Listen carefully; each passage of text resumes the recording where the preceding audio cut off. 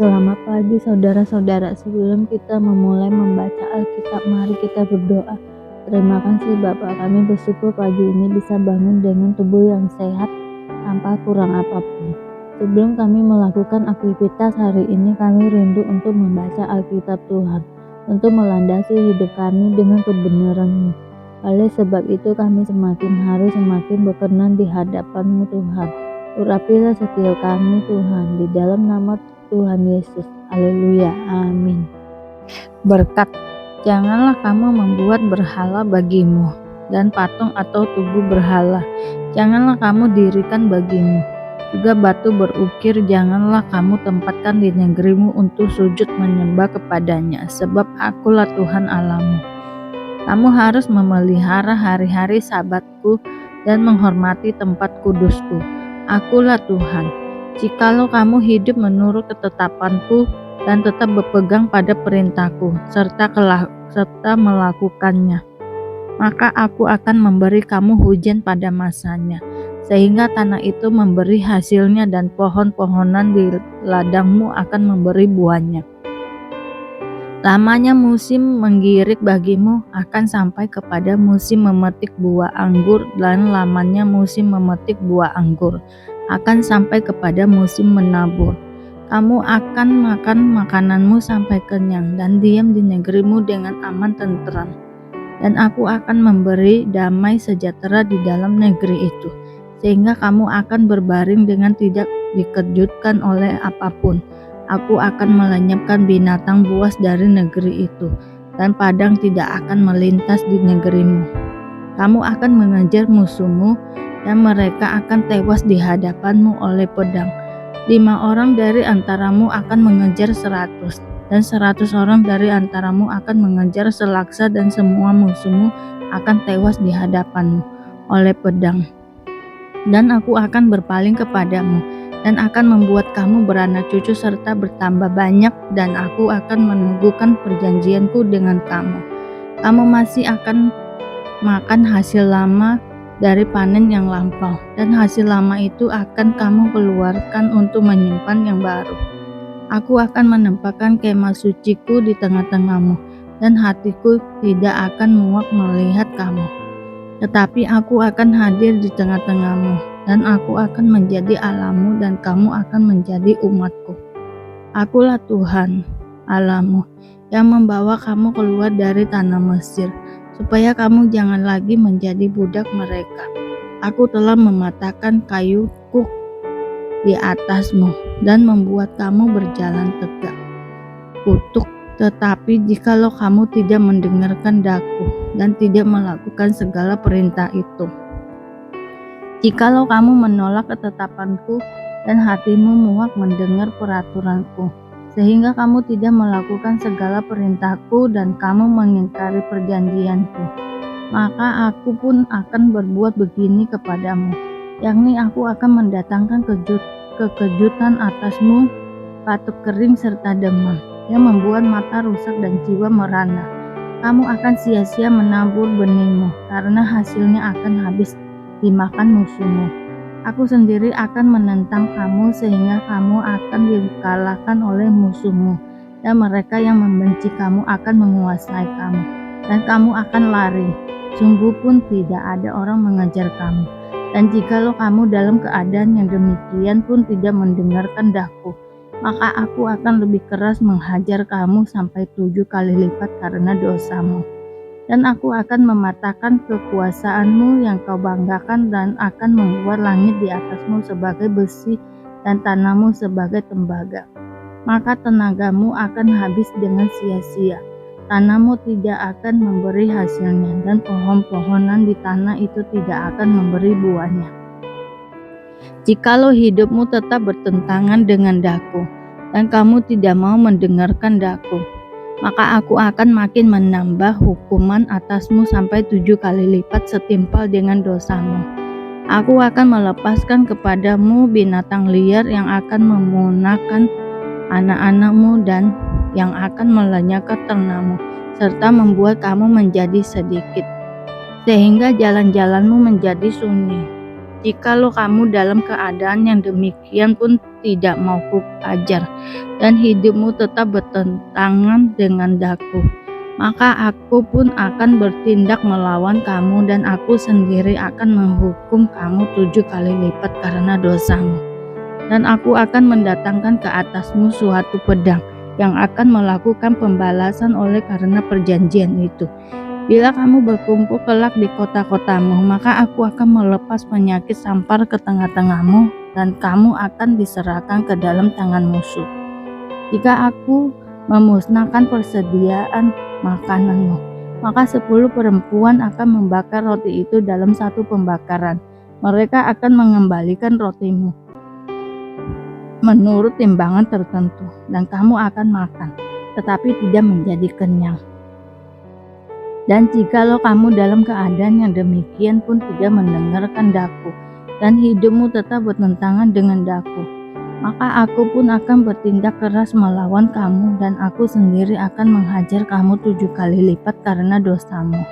Dan kamu akan memakan daging anak-anakmu lelaki dan anak-anakmu perempuan, dan bukit-bukit pengorbananmu akan kupanahkan, dan segala kedupaanmu akan kulenyapkan. Aku akan melemparkan bangkai-bangkaimu ke atas bangkai-bangkai berhalamu, dan hatiku akan muak melihat kamu. Kota-kotamu akan kubuat menjadi reruntuhan, dan tempat-tempat kudusmu akan kurusakkan, dan aku tidak mau lagi menghirup bau persembahanmu yang menyenangkan. Aku sendiri akan merusakkan negeri itu, sehingga musuhmu yang tinggal di situ akan tercengang karenanya. Tetapi kamu akan kuserahkan di antara bangsa-bangsa lain, dan aku akan menghunus pedang di belakang kamu, dan tanahmu akan menjadi tempat tandus, dan kota-kotamu akan menjadi reruntuhan. Pada waktu itulah tanah itu pulih dari dilalaikannya tahun-tahun sabatnya, selama tanah itu tandus dan selama kamu tinggal di negeri musuh-musuhmu. Pada waktu itulah tanah itu akan menjadi sabatnya dan dipulihkan tahun-tahun sabat yang belum didapatnya. Selama ketandusannya tanah itu akan menjalani sabat yang belum dijalaninya. Pada tiap-tiap tahun sabatmu ketika kamu masih diam di situ. Dan mengenai mereka yang masih tinggal hidup dari antaramu, aku akan mendatangkan kecemasan ke dalam hati mereka di dalam negeri-negeri musuh mereka, sehingga bunyi daun yang ditiupkan angin pun akan mengejar mereka. Dan mereka akan lari seperti orang lari menjauhi pedang, dan mereka akan rebah, sungguh pun tidak ada orang yang mengejar. Dan mereka akan jatuh tersandung seorang kepada seorang seolah-olah hendak menjauhi pedang. Sungguh pun yang mengejar tidak ada, dan kamu tidak akan dapat bertahan di hadapan musuh-musuhmu. Dan kamu akan binasa di antara bangsa-bangsa lain, dan negeri musuhmu akan memusnahkan kamu. Dan siapa yang masih tinggal hidup dari antaramu, mereka akan hancur lebur dalam hukumannya di negeri-negeri musuh mereka. Dan karena kesalahannya nenek moyang mereka juga mereka akan hancur lebur, sama seperti nenek moyangnya. Tetapi bila mereka mengakui kesalahan mereka dan kesalahan nenek moyang mereka dalam hal berubah setia yang dilakukan mereka terhadap aku, dan mengakui juga bahwa hidup mereka bertentangan dengan daku, aku pun bertindak melawan mereka dan membawa mereka ke negeri musuh mereka. Atau bila kemudian hati mereka yang tidak bersunat itu telah tunduk, dan mereka telah membayar pulih kesalahan mereka, maka aku akan mengingat perjanjianku dengan Yakub, juga perjanjian dengan Ishak, dan perjanjianku dengan Abraham pun akan kuingat, dan negeri itu akan kuingat juga. Jadi tanah itu akan ditinggalkan mereka, dan akan pulih dari akibat tahun-tahun sabat yang dilalaikan selama tanah itu tandus, oleh karena ditinggalkan mereka. Dan mereka akan membayar pulih kesalahan mereka, tak lain dan tak bukan karena mereka menolak peraturanku, dan hati mereka muak mendengarkan ketetapanku. Namun demikian, apabila mereka ada di negeri musuh mereka, aku tidak akan menolak mereka dan tidak akan muak melihat mereka, sehingga aku membinasakan mereka, dan membatalkan perjanjianku dengan mereka, sebab akulah Tuhan Allah mereka. Untuk keselamatan mereka, aku akan mengingat perjanjian dengan orang-orang dahulu yang kubawa keluar dari tanah Mesir di depan mata bangsa-bangsa lain, supaya aku menjadi Allah mereka. Akulah Tuhan. Itulah ketetapan-ketetapan dan peraturan-peraturan serta hukum-hukum yang diberikan Tuhan berlaku di antara Dia dengan orang Israel di Gunung Sinai dengan perantaraan Musa membayar nasar.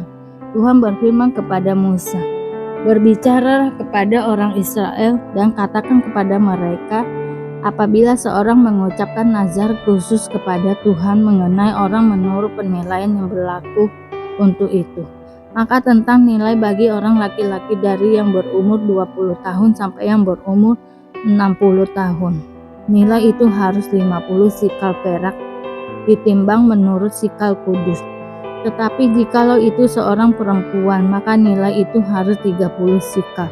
Jikalau itu mengenai seorang dari yang berumur 5 tahun sampai yang berumur 20 tahun, maka bagi laki-laki nilai itu harus 20 sikal dan bagi perempuan 10 sikal. Jikalau itu mengenai seorang dari yang berumur 1 bulan sampai yang berumur 5 tahun, maka bagi laki-laki nilai itu harus 5 sikal perak. Dan bagi perempuan 3 sikal perak.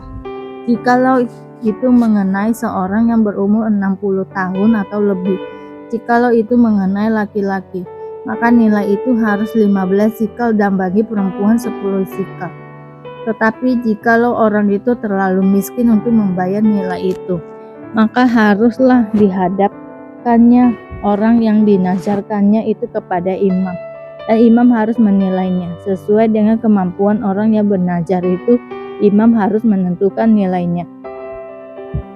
Jikalau itu termasuk hewan yang boleh dipersembahkan sebagai persembahan kepada Tuhan, maka apapun daripada hewan itu yang dipersembahkan orang itu kepada Tuhan haruslah kudus.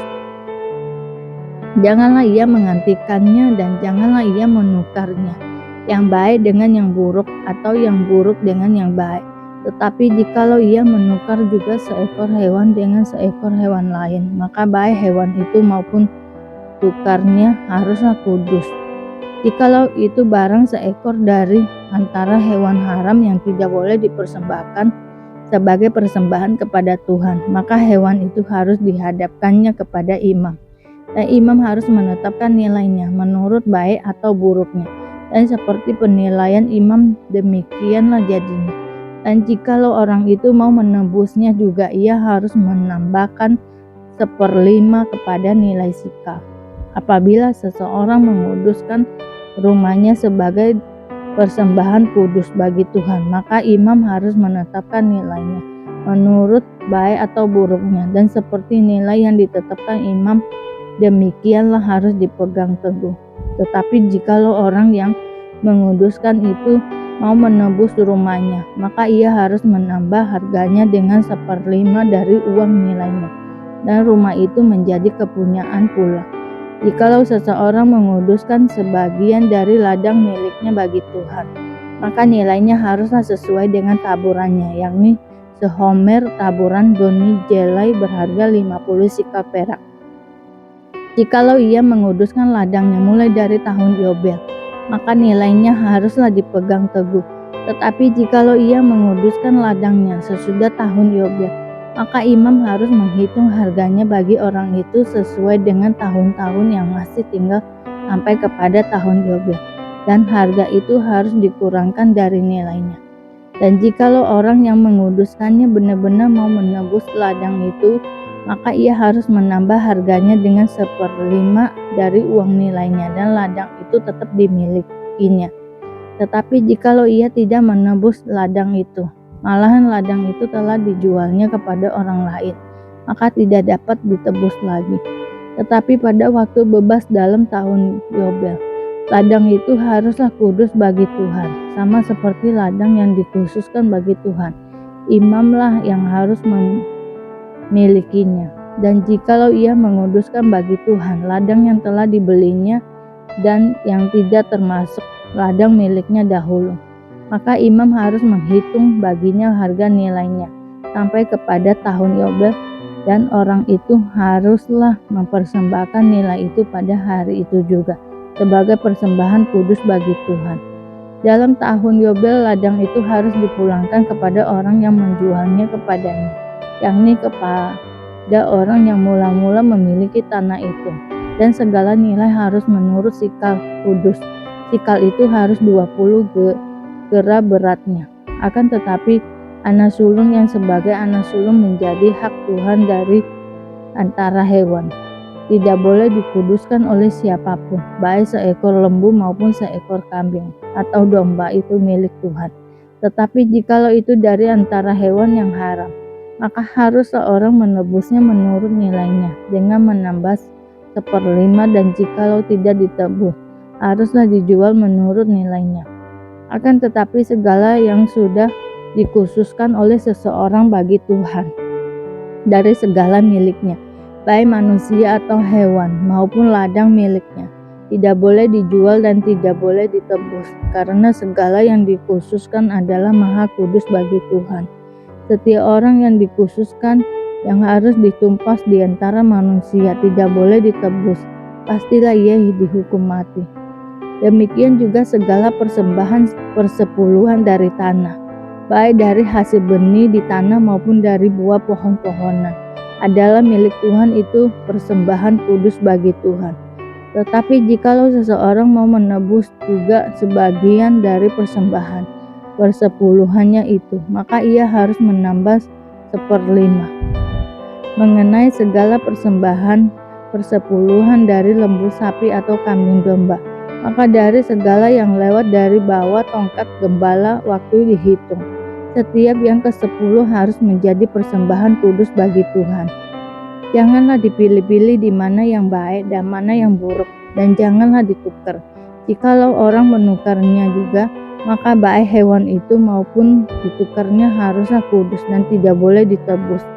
Itulah perintah-perintah yang diperintahkan Tuhan kepada Musa di Gunung Sinai untuk disampaikan kepada orang Israel. Menjelang malam mereka keluar lagi dari kota. Pohon ara yang sudah kering, nasihat Yesus tentang doa. Pagi-pagi ketika Yesus dan murid-muridnya lewat, mereka melihat pohon ara tadi sudah kering sampai ke akar-akarnya. Maka teringatlah Petrus akan apa yang telah terjadi. Lalu ia berkata kepada Yesus, "Rabi, lihatlah, pohon ara yang kau kutuk itu sudah kering." Yesus menjawab mereka, "Percayalah kepada Allah. Aku berkata kepadamu, sesungguhnya barang siapa berkata kepada gunung ini, beranjaklah dan tercampaklah ke dalam laut, asal tidak bimbang hatinya, tetapi percaya bahwa apa yang dikatakannya itu akan terjadi, maka hal itu akan terjadi baginya. Karena itu aku berkata kepadamu, apa saja yang kamu minta dan doakan, percayalah bahwa kamu telah menerimanya, maka hal itu akan diberikan kepadamu. Dan jika kamu diberi untuk berdoa, ampunilah dahulu sekiranya ada barang sesuatu dalam hatimu terhadap seseorang, supaya juga Bapamu yang di sorga mengampuni kesalahan-kesalahanmu. Tetapi jika kamu tidak mengampuni, maka Bapamu yang di sorga juga tidak akan mengampuni kesalahan-kesalahanmu." Pertanyaan mengenai kuasa Yesus.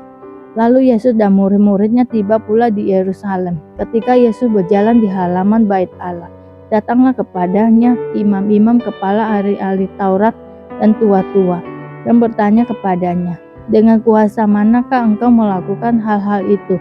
Dan siapakah yang memberikan kuasa itu kepadamu sehingga engkau melakukan hal-hal itu?" Jawab Yesus kepada mereka, "Aku akan mengajukan satu pertanyaan kepadamu. Berikanlah aku jawabannya, maka aku akan mengatakan kepadamu dengan kuasa manakah aku melakukan hal-hal itu. Baptisan Yohanes itu dari sorga atau dari manusia? Berikanlah aku jawabannya." Mereka memperbincangkannya di antara mereka dan berkata, "Jikalau kita katakan dari sorga, ia akan berkata, kalau begitu, mengapakah kamu tidak percaya kepadanya? Tetapi masakan kita katakan dari manusia?" Sebab mereka takut kepada orang banyak, karena semua orang menganggap bahwa Yohanes betul-betul seorang nabi. Lalu mereka menjawab Yesus, "Kami tidak tahu." Maka kata Yesus kepada mereka, Jika demikian, aku juga tidak mengatakan kepadamu, dengan kuasa manakah aku melakukan hal-hal itu. Terima kasih Bapa untuk hari ini, sehingga kami dapat membaca Alkitab-Mu Tuhan. Mari doa Bapa kami. Bapa kami yang di surga, dikuduskanlah nama-Mu, datanglah kerajaan-Mu, jadilah kehendak-Mu di bumi seperti di surga. Berikanlah kami pada hari ini makanan kami yang secukupnya, dan ampunilah kami akan kesalahan kami, seperti kami juga mengampuni orang yang bersalah kepada kami. Dan janganlah membawa kami ke dalam pencobaan, tetapi lepaskanlah kami daripada yang jahat, karena Engkaulah yang mempunyai kerajaan dan kuasa dan kemuliaan sampai selama-lamanya. Terima kasih Bapa. Kami selalu bersyukur atas apapun Tuhan berikan hidup kami. Engkau tidak pernah meninggalkan kami ya Bapa. Hidup kami akan senantiasa berkecukupan di dalam-Mu. Di dalam nama Tuhan Yesus kami berdoa dan mengucap syukur. Amin, amin, amin. Tuhan Yesus memberkati.